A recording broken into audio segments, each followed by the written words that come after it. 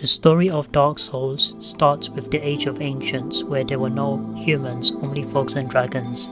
The dragons existed to watch over everything. All that changed when there was a first flame that sparked, which attracted 3 human-like creatures as they went into the flame. They were granted Lord Souls. Gwyn was granted the Soul of Light, the Witch of Izalith was granted the Soul of Death, Nito was granted the Soul of Life. The ancient furtive pygmy discovered the Dark Soul, which gave Hollows, the human-like creatures, humanity, leading humans being born. The 3 lords with their power waged war with the dragons, except for one dragon, Seath the Scaleless, who was searching the immortal scale, who had betrayed his own kind. Gwyn teamed up with Seath the Scaleless and slaughtered the majority of the dragons by using lightning to pierce through their unbreakable scales. Nito used the Plague of Death, and the Witch of Izalith used Firestorm against them. The lords won the battle against the dragons, leading to the Age of Fire. The Age of Fire was the golden era of Dark Souls. After the dragons were slain, Gwyn developed the land of Lordran and created the capital of Lordran, Anor Londo.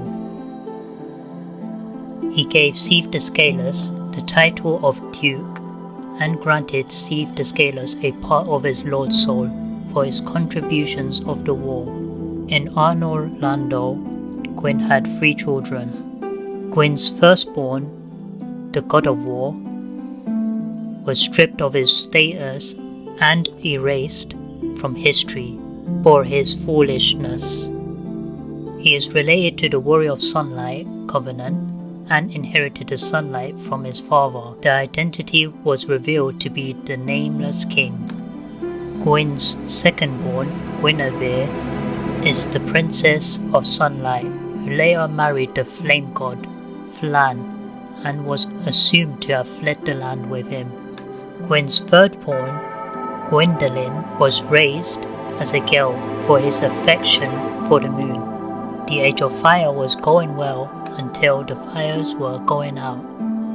To prolong the Age of Fire, the Witch of Izalith attempted to recreate the first flame, but failed, and instead created a flame of chaos that transformed her into the bed of chaos, and her son transformed into a flame demon named Ceaseless Discharge, and her daughter transformed into a Quelaag, and parts of her sister transformed into spiders.